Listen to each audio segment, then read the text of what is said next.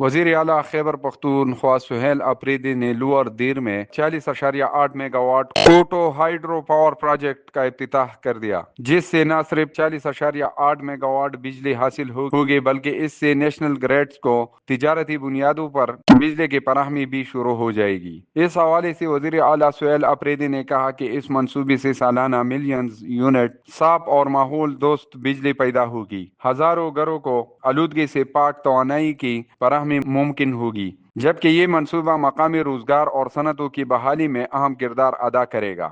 وزیر اعلیٰ سہیل اپریدی نے 40.8 mega what کوٹو hydro power project کا افتتاح کرتے ہوئے مزید کہا کہ خیبر پختونخوا میں سستی بجلی پیدا کرنے کی بھرپور صلاحیت موجود ہے۔ اس موجودہ پروجیکٹ سے سالانہ 2.4 ارب روپے آمدن ہوگی۔ ان کا کہنا تھا کہ بانی چیئرمین نے جو منصوبے شروع کیے تھے ان پر فخر ہے، انہیں ہر صورت پائے تکمیل تک پہنچائیں گے۔